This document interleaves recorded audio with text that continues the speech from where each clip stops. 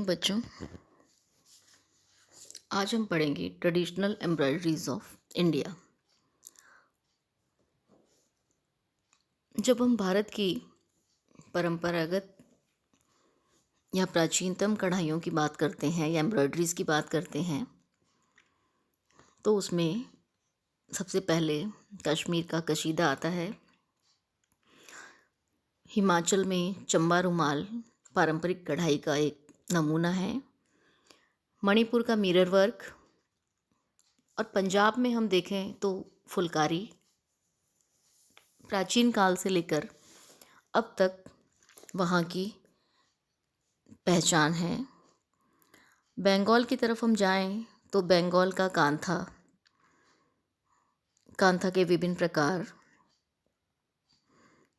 UP या उत्तर प्रदेश की हम बात करें तो यूपी का चिकन वर्क, जो आज भी इंटरनेशनल लेवल पर बहुत लोकप्रिय और प्रचलित है। छोटी जगह से लेकर बड़े मार्केट तक चिकन वर्क और फुलकारी अपनी जगह बनाए हुए हैं। साउथ में हम देखते हैं कर्नाटका की तरफ, तो वहाँ की एक traditional embroidery Kasuti of Karnataka के नाम से जानी जाती है।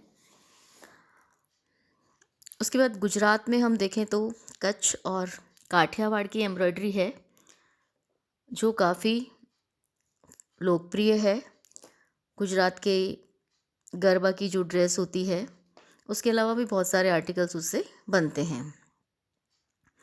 राजस्थान में हम देखें तो कई तरह की एम्ब्रॉयडरीज़ हैं, जिनमें फोक एम्ब्रॉयडरीज़ भी हैं, रिलीजियस एम्ब्रॉयडरीज़ भी हैं और कोट एम्ब्रॉयडरीज़ भी हैं। इन सब के बावजूद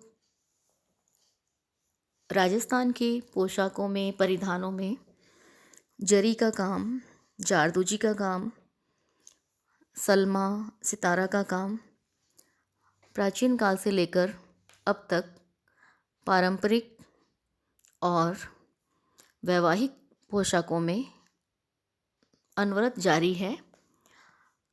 कुछ प्राचीन या पारंपरिक नमूने अभी तक काम में लिए जा रहे हैं और कुछ धीरे धीरे नए डिज़ाइंस भी उसमें ऐड किए जा रहे हैं।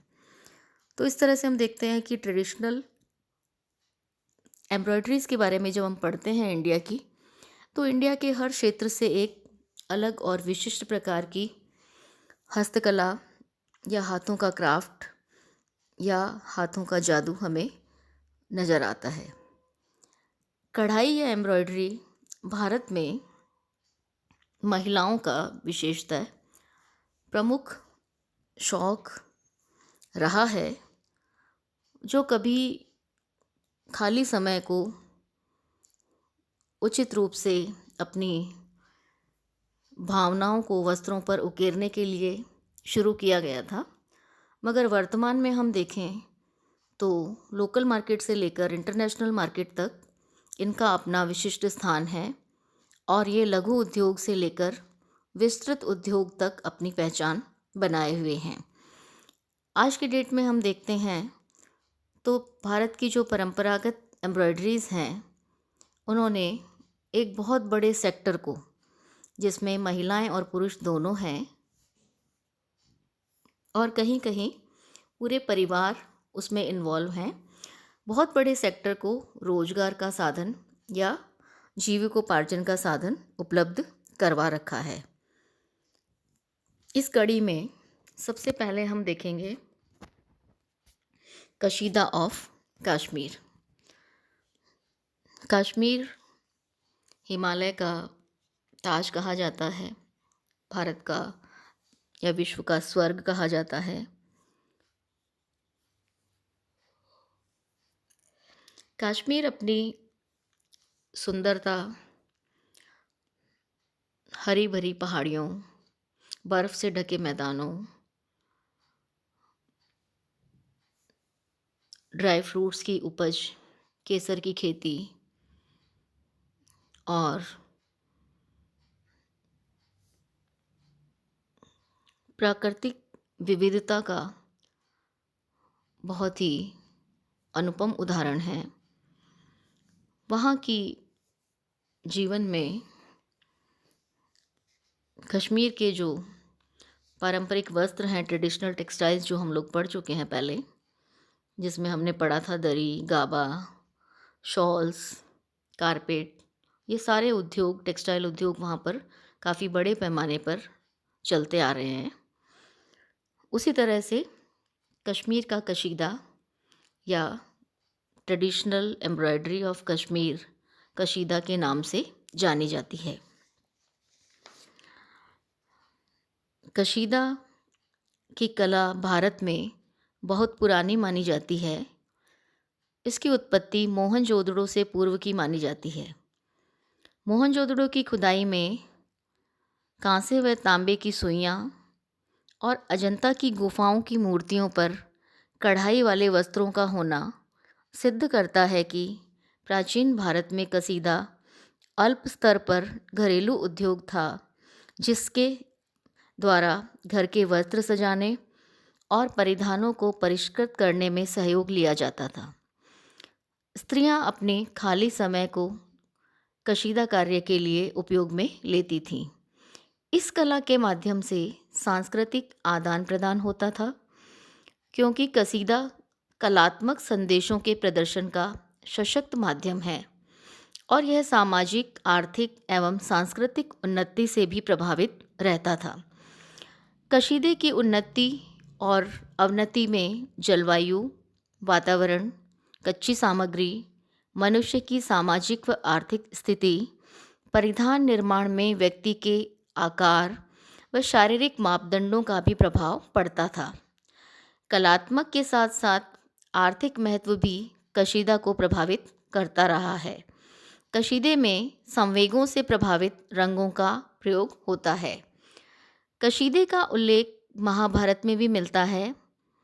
मैक्सनीज के अनुसार भारत में सोने चांदी के तारों के कशीदा किए वस्त्र पहने जाते थे। गुप्त काल में कशीदे की सर्वाधिक उन्नति हुई। वाणभट्ट एवं कालिदास साहित्य में इसका उल्लेख मिलता है। इस कला को प्रोत्साहन मुस्लिम द्वारा दिया गया।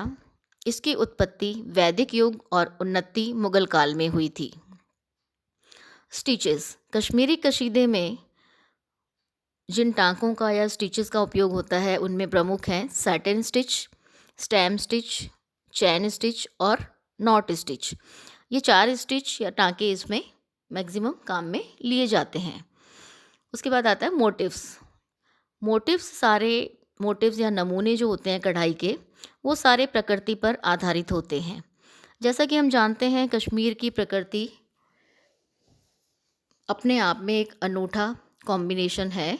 फूल पत्तियों का, शिकारा, सीप, अंगूर, चिनार के पेड़, सेब, शिकारा, झील इत्यादि, यानी वहाँ के दैनिक जीवन के आसपास के जो भी ऑब्जेक्ट होते हैं या जो भी दृश्य होते हैं, उन्हीं को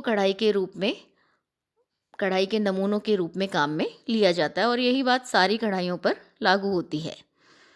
बेस फैब्रिक। शॉल के लिए जो बेस फैब्रिक काम में लिया जाता है वो ऊनी, वुलन, सिल्क और कॉटन तीनों प्रकार का होता है। यानी वुलन पे भी कढ़ाई की जाती है, सिल्क पे भी और कॉटन पे भी। जबकि कारपेट और नमदे के लिए वुलन मैक्सिमम काम में लिया जाता है। इसकी कढ़ाई में, कशीदे में जो कलर्स काम में लिए जाते हैं उसमें डार्क और ब्राइट नेचुरल कलर की शेड्स काम में ली जाती हैं, जिनमें हम देखें तो crimson red, brown, olive green, yellow, cream इत्यादि होते हैं। टाइप्स ऑफ कशीदा में हम 3 तरह के कशीदा को देखते हैं।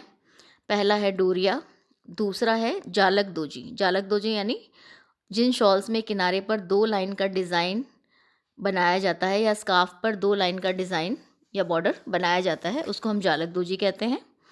फिर है रफूगिरी। यह कशीदा शॉल व स्कार्फ पर किया जाता है, जो सस्ती व महंगी दोनों वर्गों में मिलती हैं। इन शालों का आकार 1 गज चौड़ा और 3 गज लंबा होता है। इनका टाँका सादा किंतु देखने में सुंदर होता है। रफूगिरी सर्दी में की जाती है। यह वस्त्र की बुनाई के रूप में प्रतीत होती है। पश्मीना में डिज़ाइन 2 तरफ़ा बनाए जाते हैं। कश्मीर में कशीदे का कार्य श्रीनगर आसपास के क्षेत्रों में किया जाता है। पहले कशीदे का धागा बाहर से मंगाया जाता था, परंतु अब इसे वहीं पर तैयार किया जाता है। यह मुख्य रूप से श्रीनगर, शालीमार, अनंतनाग आदि स्थानों पर तैयार होते हैं। इस कार्य में घर के बच्चों से लेकर बुजुर्ग तक व्यस्त रहते हैं। इनकी आय प्रतिदिन के कार्य पर निर्भर करती है। कशीदा कारीगरों का जीवन स्तर निम्न श्रेणी का होता है। यह कार्य कश्मीर में सरल, सस्ते व लघु उद्योग के रूप में प्रचलित है। कश्मीर में अधिकांश लोग यह कार्य करते हैं। कशीदा उनकी जीविका का प्रमुख साधन है। यह उद्योग प्राकृतिक वातावरण और प्राकृतिक परिस्थितियों का आईना माना जाता है। कश्मीर में हम देखें तो कारपेट, गलीचे, नमदे, शॉल, स्कार्फ, उसके अलावा जॉर्जेट की जो साड़ियाँ होती हैं उन पर, उसके अलावा वुलन के जो फिरौन या सूट के कपड़े होते हैं, फैब्रिक होते हैं उन पर, और वर्तमान में स्टॉल्स पर, यानी मार्केट में सभी तरह के परंपरागत जो कशीदे का कार्य था वो अभी तक चलता आ रहा है। उसके बावजूद जिस तरह की कंज्यूमर से या मार्केट से डिमांड होती है, या जिस तरह के कलर्स को या डिज़ाइंस को या जिस तरह के ऑब्जेक्ट को पसंद किया जाता है, उस तरह से इसमें बदलाव करके भी बहुत सारी चीज़ें बनाई जा रही हैं। तो वर्तमान में हम देखें तो जो परंपरागत कढ़ाई है उसको आधुनिक युग के साथ में थोड़ा बहुत फेरबदल के साथ भी काम में लिया जाता है, जिससे इस उद्योग का मार्केट बना रहे और उसका लाभ कारीगरों को मिलता रहे। मगर इसमें हम ये देखते हैं कि इस तरह के जो कार्य हैं कशीदे के, इनमें जो कारीगर एक्चुअली कशीदे का कार्य करते हैं उनकी आमदनी बहुत कम होती है, क्योंकि उनको सारा रॉ मटेरियल और बेस और डिज़ाइन सब प्रोवाइड कराया जाता है, उन्हें सिर्फ काम करना होता है। तो प्रतिदिन का उनका जितना काम होता है उसके हिसाब से उन्हें मजदूरी दी जाती है, जो बहुत न्यूनतम होती है मेहनत के हिसाब से। इसका मुख्य बेनिफिट होलसेलर या बड़े डीलर जो इनको बाहर ले जाकर देश और विदेशों में बेचते हैं, मैक्सिमम प्रॉफिट उसका वो लोग उठाते हैं। इस वजह से इन कारीगरों का जीवन स्तर हम देखें तो बहुत ही निम्न स्तर का रहता है, मगर फिर भी वो अपनी पूरी भावनाओं के साथ और निष्ठा के साथ इस कार्य को पीढ़ी दर पीढ़ी अभी तक करते आ रहे हैं। Thank you.